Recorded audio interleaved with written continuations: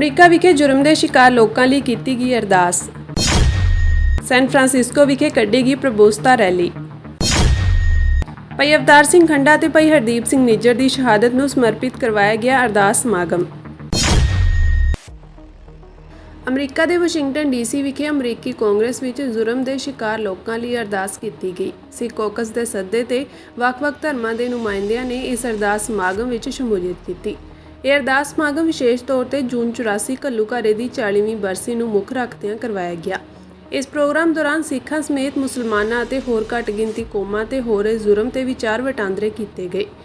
ਇਸ ਮੌਕੇ transnational repression ਵਰਗੇ ਮੁੱਦਿਆਂ ਤੇ ਆਵਾਜ਼ ਬੁਲੰਦ ਕਰਨ ਵਾਲੀ ਕਾਂਗਰਸ ਵੂਮਨ ਕੈਥਰੀਨ ਕਲਾਰਕ ਸਿੱਖਾਂ ਤੇ ਹੁੰਦੇ ਆ ਰਹੇ ਜ਼ੁਲਮ ਅਤੇ ਸ਼੍ਰੀ ਹਰਿਮੰਦਰ ਸਾਹਿਬ ਤੇ ਸਮੇਂ ਦੀ ਭਾਰਤ ਸਰਕਾਰ ਵੱਲੋਂ ਕੀਤੇ ਹਮਲੇ ਤੇ ਵੀ ਬੋਲੇ। As we mark 40 years since the atrocious assault on the Golden Temple, we are making clear that Congress's support of this community remains unwavering and bipartisan. The American experiment is built on a premise of religious freedom.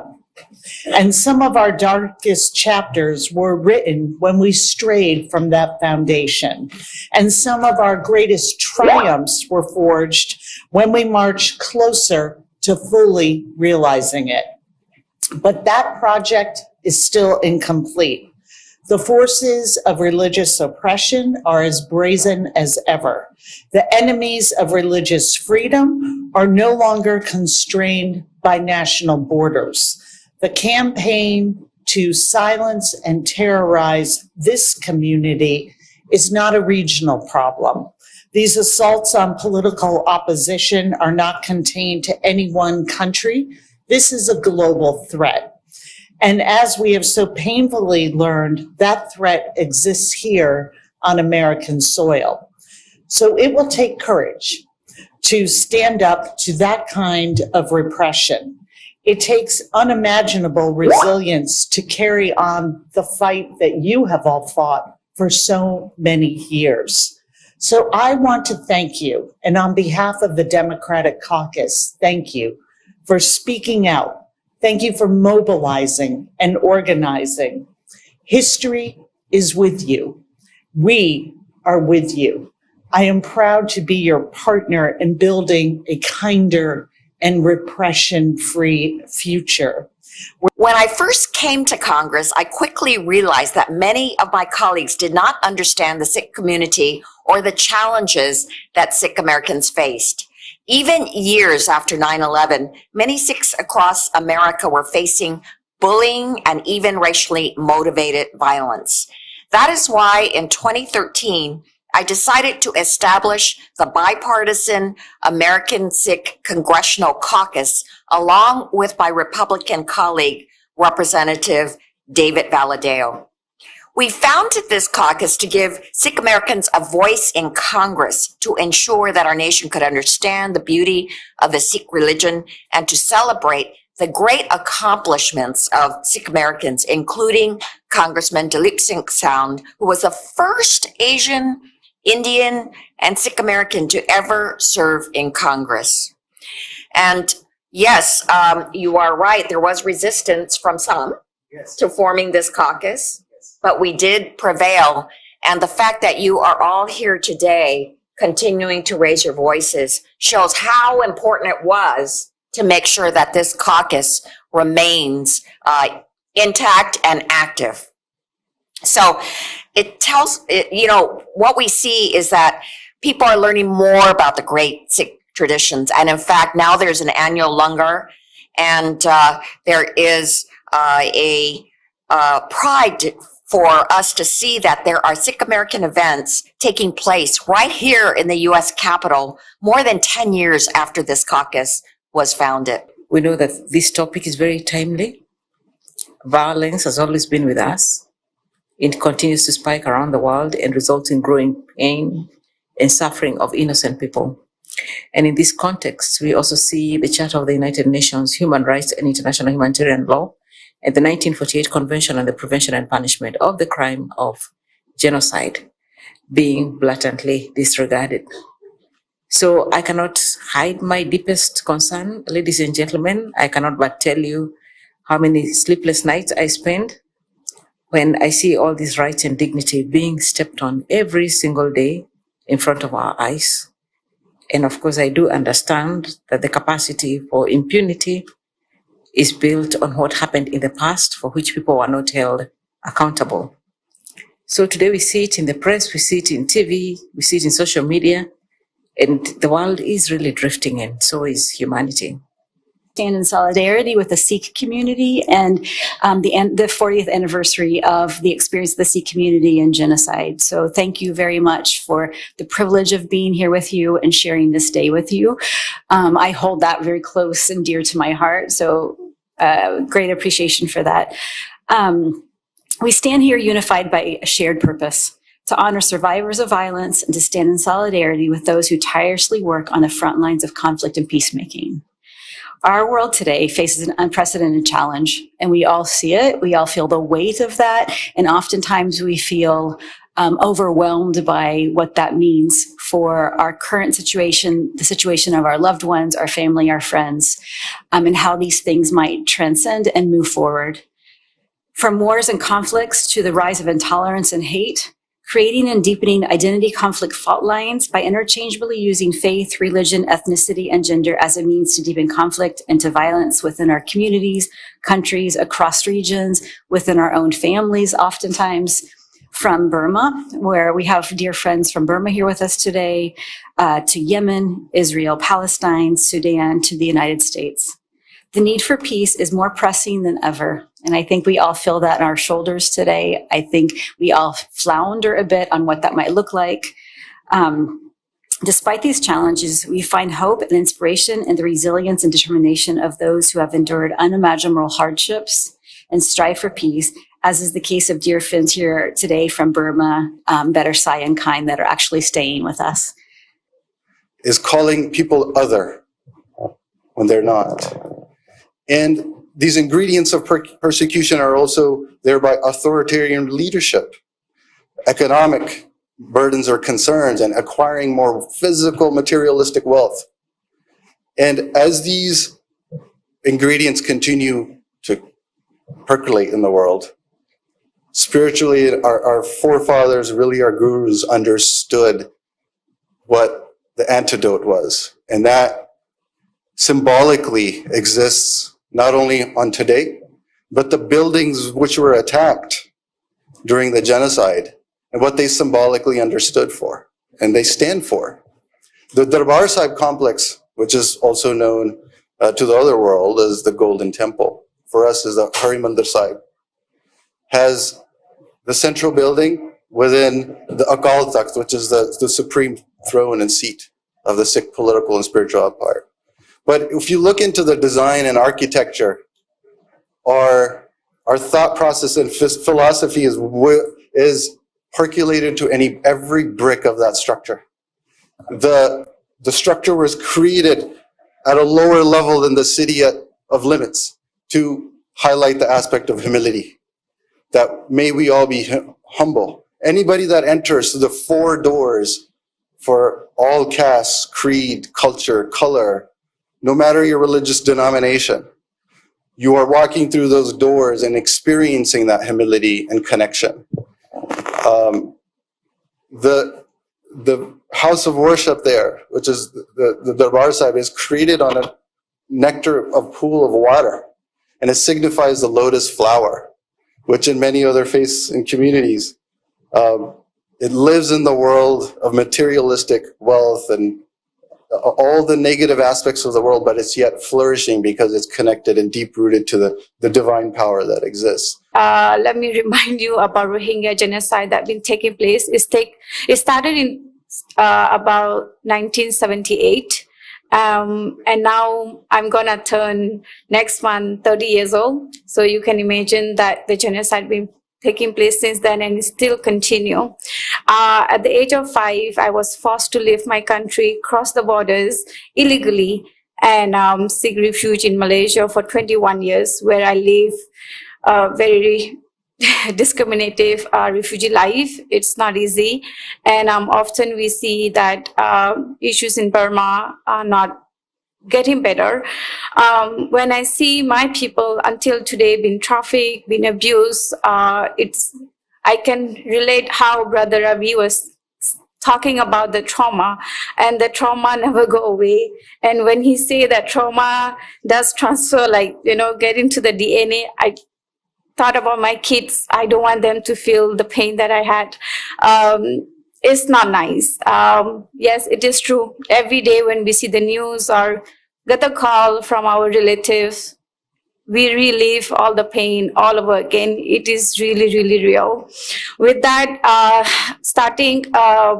the world heard about Rohingya in 2012, 2015, and 17, where the huge numbers of Rohingya fled from my land, Arakan, where I was born, and crossed the borders to Bangladesh, which make more than 1.1 million refugees are living in the Bangladesh. Sikh sovereignty rally San Francisco ਵਿਖੇ ਕੱਢੀ ਗਈ। ਇਸ ਮੌਕੇ ਸਿੱਖ ਮਰਿਆਦਾ ਅਨੁਸਾਰ ਸ਼੍ਰੀ ਅਖੰਡ ਪਾਠ ਸਾਹਿਬ ਦੇ ਭੋਗ ਪਾਏ ਗਏ, ਉਪਰੰਤ ਇਲਾਹੀ ਬਾਣੀ ਦਾ ਕੀਰਤਨ ਹੋਇਆ। ਸਿੱਖ ਸੰਘਰਸ਼ ਅਤੇ ਇਸ ਸੰਘਰਸ਼ ਦੌਰਾਨ ਸ਼ਹੀਦ ਸਿੰਘਾਂ ਨੂੰ ਸ਼ਰਧਾਂਜਲੀ ਦਿੰਦਿਆਂ ਅਰਦਾਸ ਵੀ ਕੀਤੀ ਗਈ। ਪੰਥਕ ਦੀਵਾਨਾਂ ਉਪਰੰਤ ਸਿੱਖ ਆਗੂਆਂ ਨੇ ਆਜ਼ਾਦ ਸਿੱਖ ਰਾਜ ਖਾਲਿਸਤਾਨ ਦੇ ਸੰਘਰਸ਼ ਸੰਬੰਧੀ ਆਪਣੇ ਵਿਚਾਰ ਸਿੱਖ ਸੰਗਤਾਂ ਨਾਲ ਸਾਂਝੇ ਕੀਤੇ। ਇਹ ਉਹ ਥਾਂ ਹੈ ਜਿੱਥੇ 10 ਦਸੰਬਰ 1948 ਨੂੰ ਉਸ ਵੇਲੇ ਦੇ ਦੁਨੀਆ ਦੇ ਕੁੱਲ 50 ਮੁਲਕਾਂ ਦੇ ਨੁਮਾਇੰਦਿਆਂ ਨੇ ਮਿਲ ਬੈਠ ਕੇ ਚਾਰਟਰ ਆਫ ਹਿਊਮਨ ਰਾਈਟਸ ਐਲਾਨਿਆ ਸੀ, ਜਿਸ ਚਾਰਟਰ ਆਫ ਹਿਊਮਨ ਰਾਈਟਸ ਦੇ ਵਿੱਚ ਰਾਈਟ ਆਫ ਸੈਲਫ ਡਿਟਰਮੀਨੇਸ਼ਨ, ਸਵੈ ਨਿਰਣੇ ਦਾ ਹੱਕ ਇੱਕ ਮੁੱਢਲਾ ਹੱਕ ਮੰਨਿਆ ਗਿਆ ਸੀ।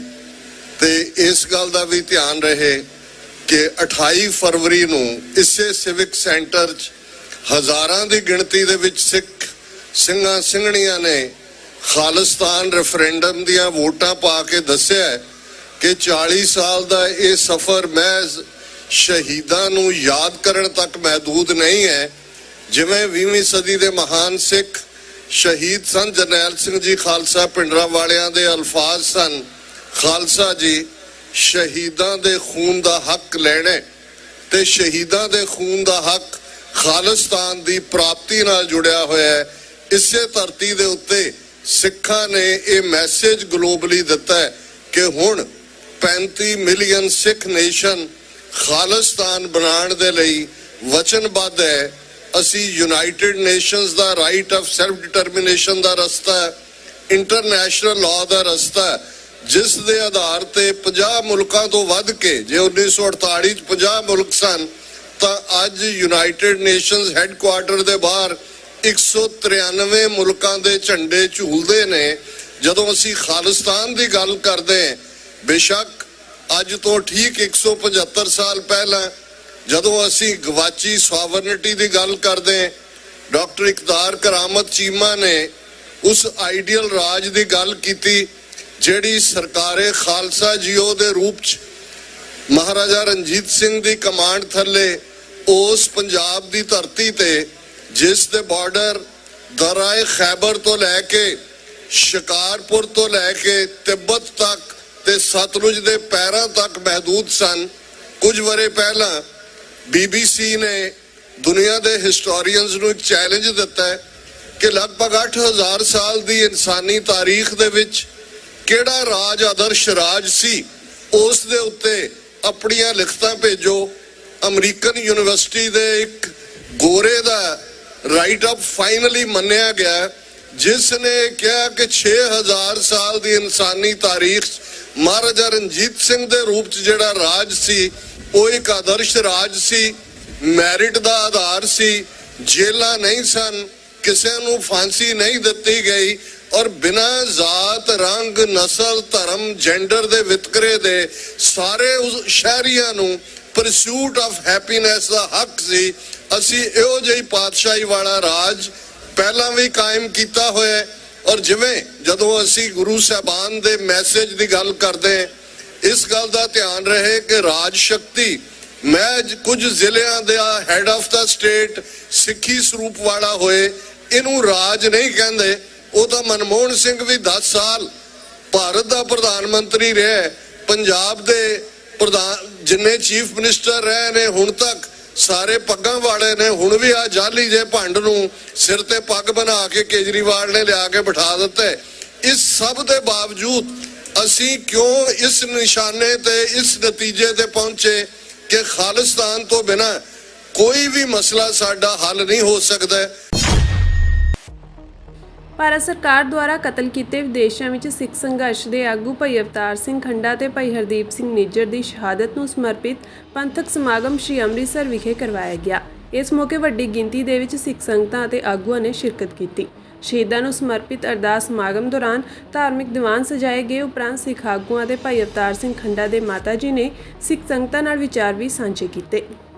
ਜਿਹੜਾ ਅੱਜ ਇੱਥੇ ਸ਼ਹੀਦੀ ਪ੍ਰੋਗਰਾਮ ਹੋਇਆ ਉਸ ਲਈ ਮੈਂ ਸਾਰੀ ਸੰਗਤ ਦਾ ਤੇ ਸ਼੍ਰੋਮਣੀ ਕਮੇਟੀ ਦਾ ਤੇ ਸਾਰੇ ਜਿਹੜੇ ਭੈਣ ਭਰਾ ਆਏ ਆ ਉਹਨਾਂ ਦਾ ਤਹਿ ਦਿਲੋਂ ਧੰਨਵਾਦ ਕਰਦੀ ਹਾਂ। ਜਿਹੜਾ ਇਹ ਸ਼ਹੀਦੀ ਸਮਾਗਮ ਹੋਇਆ ਜਾਂ ਮੇਰੇ ਪੁੱਤ ਨੂੰ ਸ਼ਹੀਦ ਕੀਤਾ ਗਿਆ ਉਹ ਸਰਕਾਰ ਦੀਆਂ ਤੇ ਰਲ ਮਿਲ ਕੇ ਕੁਝੀਆਂ ਹਰਕਤਾਂ ਸੀਗੀਆਂ। ਮੇਰੀ ਇੱਕ ਅਰਦਾਸ ਗੁਰੂ ਸਾਹਿਬ ਮੂਹਰੇ ਹੈ, ਉਹਨੂੰ ਮੈਂ ਫਾਈਲ ਫੜਾਈ ਹੈ। ਨਾ ਕਿਸੇ ਵਕੀਲ ਨੂੰ ਨਾ ਕਿਸੇ ਦਲੀਲ ਦੀ ਮੈਨੂੰ ਲੋੜ ਹੈ। ਮੇਰਾ ਸਭ ਤੋਂ ਵੱਡਾ ਵਕੀਲ ਜਿਹੜਾ ਹੈ ਸ਼੍ਰੀ ਗੁਰੂ ਗ੍ਰੰਥ ਸਾਹਿਬ ਜੀ ਹੈ, ਉਹੀ ਨਿਬੇੜੇ ਕਰਨਗੇ। ਤੇ ਮੈਂ ਅੱਜ ਅਰਦਾਸ ਵੀ ਪਹਿਲਾਂ ਤੋਂ ਸ਼ੁਰੂ ਤੋਂ ਹੀ ਜਿੱਦਣ ਦਾ ਸਾਡੇ ਨਾਲ ਇਹ ਕੰਮ ਹੋਇਆ ਅਰਦਾਸ ਸੱਚੇ ਪਾਤਸ਼ਾਹ ਕੁਛ ਕੁ ਨੰਗੇ ਕੀਤੇ ਹੈ ਤੇ ਕੁਛ ਕੁ ਜਿਹੜੇ ਲੋਕ ਨੰਗੇ ਹੋਣਗੇ। ਤੇ ਸਰਕਾਰਾਂ ਤਾਂ ਸਭ ਤੋਂ ਵੱਡੀਆਂ ਕੁਝੀਆਂ ਚਾਲਾਂ ਨੇ। ਮੇਰਾ ਪੁੱਤ ਜਾਣ ਵਾਲਾ ਨਹੀਂ ਸੀਗਾ, ਕੋਈ ਉਹਨੂੰ ਬਿਮਾਰੀ ਨਹੀਂ ਸੀ। ਸਰਕਾਰ ਨੇ ਸਾਜ਼ਿਸ਼ ਨਾ ਕੀਤਾ, ਸਾਜ਼ਿਸ਼ ਨਾਲ ਇਹ ਜ਼ਹਿਰ ਦਿੱਤੀ ਗਈ ਹੈ। ਮੇਰੇ ਪੁੱਤ ਨੂੰ ਕੋਈ ਬਿਮਾਰੀ ਨਹੀਂ ਸੀ।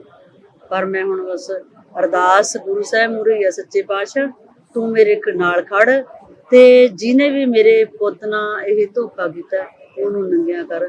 ਤੇਰੇ ਮੂਹਰੇ ਅਰਦਾਸ ਬੇਨਤੀ ਹੈ। ਵਾਹਿਗੁਰੂ ਜੀ ਕਾ ਖਾਲਸਾ, ਵਾਹਿਗੁਰੂ ਜੀ ਕੀ ਫਤਿਹ। ਕੇਂਦਰੀ ਰਾਜ ਮੰਤਰੀ ਰਵਨੀਤ ਬਿੱਟੂ ਨੇ ਮੰਤਰੀ ਬਣਨ ਤੋਂ ਬਾਅਦ ਆਪਣਾ ਮਨ ਵੀ ਬਦਲ ਲਿਆ ਹੈ। ਕੇਂਦਰੀ ਰਾਜ ਮੰਤਰੀ ਰਵਨੀਤ ਬਿੱਟੂ ਨੇ ਕਿਹਾ ਕਿ ਅਸਾਮ ਦੀ ਡਿਬਰੂਗੜ੍ਹ ਜੇਲ੍ਹ ਵਿੱਚ ਐਨਐਸਏ ਦੇ ਤਹਿਤ ਬੰਦ ਖਡੂਰ ਸਾਹਿਬ ਤੋਂ ਨਵ-ਨਿਯੁਕਤ ਐਮਪੀ ਅੰਮ੍ਰਿਤਪਾਲ ਸਿੰਘ ਦੇ ਪਰਿਵਾਰ ਨਾਲ ਮੁਲਾਕਾਤ ਕਰਨਗੇ। ਮੰਤਰੀ ਰਵਨੀਤ ਬਿੱਟੂ ਨੇ ਕਿਹਾ ਕਿ ਕੇਂਦਰੀ ਮੰਤਰੀ ਹੋਣ ਦੇ ਨਾਤੇ ਮੈਂ ਉਹਨਾਂ ਦੇ ਪਰਿਵਾਰ ਨੂੰ ਮਿਲਾਂਗਾ ਅਤੇ ਅੰਮ੍ਰਿਤਪਾਲ ਸਿੰਘ ਦੀ ਰਿਹਾਈ ਬਾਰੇ ਉਹਨਾਂ ਦੀ ਕੀ ਰਣਨੀਤੀ ਹੈ ਉਸ ਬਾਰੇ ਗੱਲ ਕਰਾਂਗਾ। ਮੈਂ ਜਾਣਨਾ ਚਾਹਾਂਗਾ ਕਿ ਅੰਮ੍ਰਿਤਪਾਲ ਸਿੰਘ ਦੇ ਪਰਿਵਾਰ ਦੀ ਉਹਨਾਂ ਨਾਲ ਕੀ ਗੱਲ ਹੁੰਦੀ ਹੈ। ਇਸ ਬਾਰੇ ਚਰਚਾ ਕਰਾਂਗਾ। ਮੈਂ ਪੰਜਾਬ ਦੇ ਕਿਸੇ ਮਸਲੇ ਵਿੱਚ ਰੋੜਾ ਨਹੀਂ ਬਣਾਂਗਾ। ਬਿੱਟੂ ਨੇ ਅੱਗੇ ਕਿਹਾ ਕਿ ਪੰਜਾਬ ਦੇ ਮਸਲੇ ਹੱਲ ਕਰਨ ਲਈ ਭਾਜਪਾ ਜੁਆਇਨ ਕੀਤੀ ਹੈ। ਮੈਂ ਕੇਂਦਰ ਨਾਲ ਪੰਜਾਬੀਆਂ ਦੀ ਕੁੜੱਤਣ ਖਤਮ ਕਰਨਾ ਚਾਹੁੰਦਾ ਹਾਂ। ਜੇ ਲੋਕ ਚਾਹੁੰਦੇ ਹਨ ਤਾਂ ਮੈਂ ਬੰਦੀ ਸਿੰਘਾਂ ਦੀ ਰਿਹਾਈ ਦਾ ਮਸਲਾ ਚੁੱਕਾਂਗਾ। ਮੈਂ ਪੰਜਾਬ ਦੇ ਹਰ ਮਸਲੇ ਨੂੰ ਕੇਂਦਰ ਅੱਗੇ ਰੱਖਾਂਗਾ। ਮੈਂ ਹੁਣ ਸਰਕਾਰ ਵਿੱਚ ਹਾਂ, ਮੈਂ ਹਰ ਇੱਕ ਦੀ ਗੱਲ ਸੁਣਾਂਗਾ। ਇਸ ਤੋਂ ਪਹਿਲਾਂ ਬੀਤੇ ਦਿਨ ਰਵਨੀਤ ਬਿੱਟੂ ਦਾ ਇੱਕ ਬਿਆਨ ਸਾਹਮਣੇ ਆਇਆ ਸੀ ਜਿਸ ਵਿੱਚ ਉਹਨਾਂ ਨੇ ਕਿਹਾ ਸੀ ਕਿ ਉਹ ਬੰਦੀ ਸਿੰਘਾਂ ਦੀ ਰਿਹਾਈ ਦਾ ਵਿਰੋਧ ਨਹੀਂ ਕਰਨਗੇ। ਉਹਨਾਂ ਅੱਗੇ ਕਿਹਾ ਕਿ ਜੇਕਰ ਕੇਂਦਰ ਸਰਕਾਰ ਦਾ ਬੰਦੀ ਸਿੰਘਾਂ ਦੀ ਰਿਹਾਈ ਨੂੰ ਲੈ ਕੇ ਕੋਈ ਪਲਾਨ ਹੈ ਤਾਂ ਮੈਂ ਉਸ ਫੈਸਲੇ ਦਾ ਵਿਰੋਧ ਨਹੀਂ ਕਰਾਂਗਾ। ਦੱਸ ਦਈਏ ਕਿ ਰਵਨੀਤ ਬਿੱਟੂ ਹੁਣ ਤੱਕ ਬੰਦੀ ਸਿੰਘਾਂ ਦੀ ਰਿਹਾਈ ਦਾ ਵਿਰੋਧ ਕਰਦੇ ਰਹੇ ਹਨ। ਦਰਅਸਲ ਹਵਾਰਾ ਕਮੇਟੀ ਨੇ ਖਦਸ਼ਾ ਪ੍ਰਗਟਾਇਆ ਸੀ ਕਿ ਨਵੇਂ ਬਣੇ ਕੇਂਦਰੀ ਮੰਤਰੀ ਮੰਡਲ ਵਿੱਚ ਰਵਨੀਤ ਬਿੱਟੂ ਨੂੰ ਸ਼ਾਮਲ ਕੀਤੇ ਜਾਣ ਤੋਂ ਬਾਅਦ ਹੁਣ ਬੰਦੀ ਸਿੰਘਾਂ ਦੀ ਰਿਹਾਈ ਦਾ ਮਸਲਾ ਹੋਰ ਲਟਕ ਜਾਵੇਗਾ।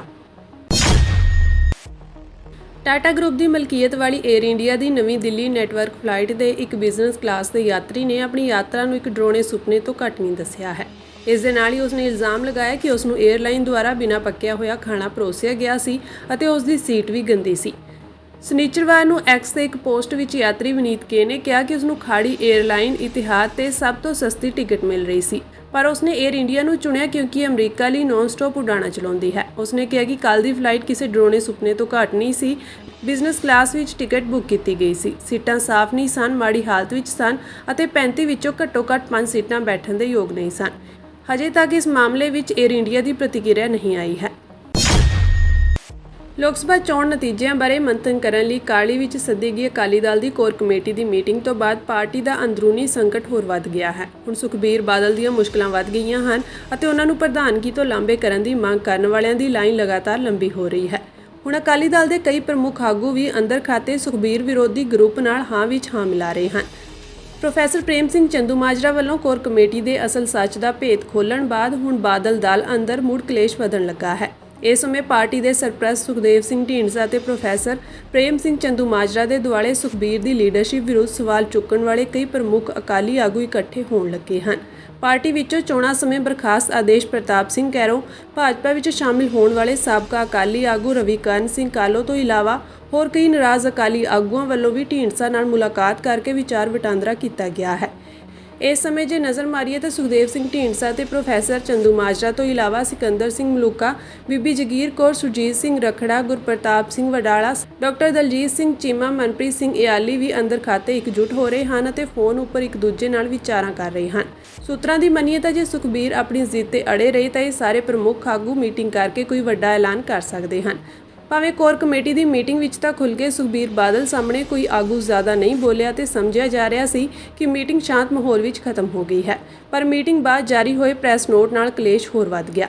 ਪ੍ਰੈਸ ਨੋਟ ਵਿੱਚ ਇਹੀ ਗੱਲ ਲਿਖੀ ਗਈ ਸੀ ਕਿ ਸਾਰੇ ਮੈਂਬਰਾਂ ਨੇ ਕੋਰ ਕਮੇਟੀ ਵਿੱਚ ਸੁਖਬੀਰ ਬਾਦਲ ਦੀ ਲੀਡਰਸ਼ਿਪ ਵਿੱਚ ਭਰੋਸਾ ਪ੍ਰਗਟ ਕਰਦਿਆਂ ਮਤਾ ਪਾਸ ਕੀਤਾ ਹੈ, ਪਰ ਚੰਦੂਮਾਜਰਾ ਨੇ ਮੀਟਿੰਗ ਤੋਂ ਬਾਅਦ ਹੀ ਮੀਡੀਆ ਨਾਲ ਗੱਲਬਾਤ ਵਿੱਚ ਸਾਰਾ ਭਾਂਡਾ ਭੰਨ ਦਿੱਤਾ। ਉਹਨਾਂ ਖੁੱਲ੍ਹੇ ਤੌਰ ਤੇ ਕਿਹਾ ਕਿ ਮੀਟਿੰਗ ਵਿੱਚ ਭਰੋਸਾ ਪ੍ਰਗਟ ਕਰਨ ਦਾ ਕੋਈ ਵੀ ਮਤਾ ਪਾਸ ਨਹੀਂ ਹੋਇਆ ਤੇ ਇਸ ਤਰ੍ਹਾਂ ਦੀਆਂ ਮਨਮਾਨੀਆਂ ਪਾਰਟੀ ਲਈ ਠੀਕ ਸਾਬਤ ਨਹੀਂ ਹੋਣਗੀਆਂ। ਚੰਦੂਮਾਜਰਾ ਨੇ ਤਾਂ ਇਹ ਵੀ ਕਿਹਾ ਕਿ ਇਸ ਪ੍ਰੈਸ ਨੋਟ ਬਾਰੇ ਮੈਂ ਹੀ ਇਤਰਾਜ਼ ਨਹੀਂ ਪ੍ਰਗਟ ਕਰ ਰਿਹਾ, ਬਲਕਿ ਮੀਟਿੰਗ ਵਿੱਚ ਸ਼ਾਮਿਲ ਹੋਰ ਬਹੁਤ ਸਾਰੇ ਸੀਨੀਅਰ ਆਗੂਆਂ ਨੇ ਵੀ ਇਤਰਾਜ਼ ਪ੍ਰਗਟ ਕੀਤਾ ਹੈ।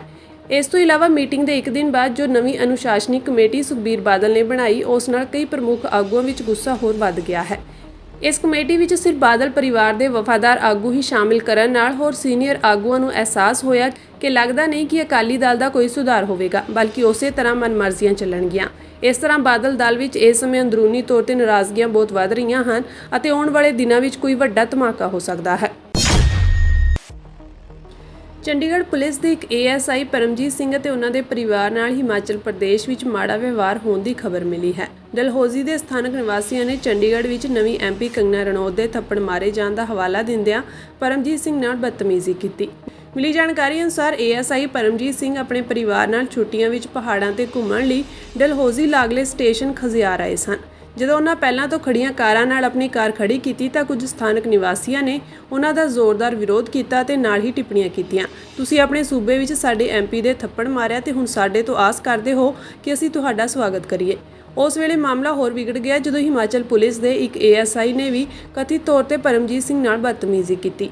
ਇਸ ਘਟਨਾ ਤੋਂ ਬਾਅਦ ਪਰਮਜੀਤ ਸਿੰਘ ਉਸੇ ਦਿਨ ਚੰਡੀਗੜ੍ਹ ਪਰਤ ਆਏ ਤੇ ਤੁਰੰਤ ਈਮੇਲ ਰਾਹੀਂ ਹਿਮਾਚਲ ਪ੍ਰਦੇਸ਼ ਦੇ DGP ਨੂੰ ਸ਼ਿਕਾਇਤ ਭੇਜੀ। ਪੰਜਾਬ ਦੇ ਸਾਬਕਾ ਮੁੱਖ ਮੰਤਰੀ ਅਤੇ ਜਲੰਧਰ ਤੋਂ ਨਵੇਂ ਚੁਣੇ ਸੰਸਦ ਮੈਂਬਰ ਚਰਨਜੀਤ ਸਿੰਘ ਚੰਨੀ ਨੇ ਹਿਮਾਚਲ ਪ੍ਰਦੇਸ਼ ਦੇ ਡਲਹੌਜ਼ੀ ਵਿੱਚ ਸਪੈਨਿਸ਼ ਜੋੜੇ ਨਾਲ ਹੋਈ ਲੜਾਈ ਤੇ ਗੁੱਸਾ ਜ਼ਾਹਰ ਕੀਤਾ ਹੈ। ਇਸ ਸੰਬੰਧੀ ਚੰਨੀ ਨੇ ਤੁਰੰਤ ਪ੍ਰਭਾਵ ਨਾਲ ਹਿਮਾਚਲ ਪ੍ਰਦੇਸ਼ ਦੇ ਮੁੱਖ ਮੰਤਰੀ ਸੁਖਵਿੰਦਰ ਸਿੰਘ ਸੁੱਖੂ ਨਾਲ ਫੋਨ ਤੇ ਗੱਲ ਕੀਤੀ ਅਤੇ ਮੰਗ ਕੀਤੀ ਕਿ ਦੋਸ਼ੀਆਂ ਖਿਲਾਫ ਜਲਦ ਤੋਂ ਜਲਦ ਕਾਰਵਾਈ ਕੀਤੀ ਜਾਵੇ। ਇਸ ਦੇ ਨਾਲ ਹੀ ਚੰਨੀ ਦੇ ਗੁੱਸੇ ਨੂੰ ਦੇਖਦੇ ਹੋਏ ਸੁੱਖੂ ਨੇ ਉਹਨਾਂ ਨੂੰ ਭਰੋਸਾ ਦਿੱਤਾ ਕਿ ਉਹ ਜਲਦ ਹੀ ਸਾਰੇ ਦੋਸ਼ੀਆਂ ਖਿਲਾਫ ਕਾਰਵਾਈ ਕਰਨ ਦੇ ਆਦੇਸ਼ ਦੇ ਰਹੇ ਹਨ। ਗ੍ਰਿਫਤਾਰੀ ਤੋਂ ਬਾਅਦ ਦੋਸ਼ੀਆਂ ਖਿਲਾਫ ਸਖਤ ਕਾਰਵਾਈ ਕੀਤੀ ਜਾਵੇਗੀ। ਚੰਨੀ ਨੇ ਕਿਹਾ ਕਿ ਉਕਤ ਹਮਲੇ ਰਾਹੀਂ ਪੰਜਾਬ ਅਤੇ ਹਿਮਾਚਲ ਵਿੱਚ ਰਹਿੰਦੇ ਭਰਾਵਾਂ ਵਿੱਚ ਦਰਾਰ ਪੈਦਾ ਕਰਨ ਦੀ ਕੋਸ਼ਿਸ਼ ਕੀਤੀ ਗਈ ਸੀ। ਸ਼੍ਰੀ ਅੰਮ੍ਰਿਤਸਰ ਤੋਂ ਹਿਮਾਚਲ ਡਲਹੌਜ਼ੀ ਦੀ ਯਾਤਰਾ ਕਰਨ ਗਏ ਇੱਕ NRI ਸਪੈਨਿਸ਼ ਜੋੜੇ ਤੇ ਪਾਰਕਿੰਗ ਨੂੰ ਲੈ ਕੇ ਲੋਕਾਂ ਨੇ ਹਮਲਾ ਕਰ ਦਿੱਤਾ। ਘਟਨਾ ਵਿੱਚ ਸਪੈਨਿਸ਼ ਪਤਨੀ, ਉਸ ਦਾ ਪੰਜਾਬ ਮੂਲ ਦਾ ਪਤੀ ਅਤੇ ਜੀਜਾ ਜ਼ਖਮੀ ਹੋ ਗਏ। ਜ਼ਖਮੀ ਪਤੀ ਦੀ ਹਾਲਤ ਇੰਨੀ ਗੰਭੀਰ ਬਣੀ ਹੋਈ ਸੀ ਕਿ ਉਹ 2 ਦਿਨ ਹਸਪਤਾਲ ਵਿੱਚ ਬੇਹੋਸ਼ ਰਿਹਾ। ਜਦੋਂ ਉਸ ਨੂੰ ਹੋਸ਼ ਆਇਆ ਤਾਂ ਉਸ ਨੂੰ ਸਾਰੀ ਘਟਨਾ ਬਾਰੇ ਪਤਾ ਲੱਗਿਆ। NRI ਕਮਲਜੀਤ ਸਿੰਘ ਦੀ ਸਪੈਨਿਸ਼ ਪਤਨੀ ਨੇ ਦੱਸਿਆ ਕਿ ਉਹ ਹਿਮਾਚਲ ਦੇ ਦੌਰੇ ਤੇ ਗਏ ਸਨ ਜਿੱਥੇ ਸਾਰੀ ਘਟਨਾ ਵਾਪਰੀ। ਸਪੈਨਿਸ਼ ਔਰਤ ਨੇ ਕਿਹਾ ਕਿ ਸਾਡੀ ਇੱਥੇ ਕੋਈ ਸੁਰੱਖਿਆ ਨਹੀਂ ਹੈ, ਸਾਨੂੰ ਬੁਰੀ ਤਰ੍ਹਾਂ ਕੁੱਟਿਆ ਗਿਆ, ਸਾਨੂੰ ਕਿਸੇ ਨੇ ਨਹੀਂ ਬਚਾਇਆ। ਔਰਤ ਨੇ ਦੱਸਿਆ ਕਿ ਉਸਨੇ ਲੜਾਈ ਦੀ ਵੀਡੀਓ ਵੀ ਬਣਾਈ ਸੀ ਜਿਸ ਨੂੰ ਹਿਮਾਚਲ ਪੁਲਿਸ ਨੇ ਉਸਦੇ ਮੋਬਾਈਲ ਫੋਨ ਤੋਂ ਡਿਲੀਟ ਕਰ ਦਿੱਤਾ ਸੀ। ਔਰਤ ਨੇ ਕਿਹਾ ਕਿ ਪੁਲਿਸ ਦੇ ਦਖਲ ਕਾਰਨ ਉਸ ਦਾ ਬਚਾਅ ਹੋ ਗਿਆ ਪਰ ਉਸ ਦੀ ਗੱਲ ਨਹੀਂ ਸੁਣੀ ਗਈ। ਪੀੜਤ NRI ਕਵਲਜੀਤ ਸਿੰਘ ਨੇ ਦੱਸਿਆ ਕਿ ਉਹ ਪਿਛਲੇ 25 ਸਾਲਾਂ ਤੋਂ ਸਪੇਨ ਵਿੱਚ ਰਹਿ ਰਿਹਾ ਸੀ। ਪੰਜਾਬ ਸਰਕਾਰ ਨੇ ਪੰਜਾਬ ਵਿੱਚ ਰੁਜ਼ਗਾਰ ਸ਼ੁਰੂ ਕਰਨ ਦੀ ਗੱਲ ਕੀਤੀ ਸੀ, ਜਿਸ ਕਾਰਨ ਉਹ ਆਪਣੇ ਪਰਿਵਾਰ ਸਮੇਤ ਸਭ ਕੁਝ ਛੱਡ ਕੇ ਪੰਜਾਬ ਦੇ ਲੋਕਾਂ ਨੂੰ ਰੁਜ਼ਗਾਰ ਦੇਣ ਲਈ ਪੰਜਾਬ ਪਰਤ ਆਏ ਸਨ। ਪਰ ਉਹਨਾਂ ਨੂੰ ਪਤਾ ਲੱਗਿਆ ਸੀ ਕਿ ਸਥਿਤੀ ਅਜੇ ਵੀ ਖਰਾਬ ਹੈ। ਉਹਨਾਂ ਕਿਹਾ ਕਿ ਸਾਡੀ ਕਿਸੇ ਨਾਲ ਕੋਈ ਦੁਸ਼ਮਣੀ ਨਹੀਂ ਹੈ, ਅਸੀਂ ਸਿਰਫ ਹਿਮਾਚਲ ਦੇਖਣ ਗਏ ਸੀ ਤਾਂ ਹਿਮਾਚਲ ਦੇ ਲੋਕਾਂ ਨੇ ਸਾਡੇ ਤੇ ਹਮਲਾ ਕਰ ਦਿੱਤਾ।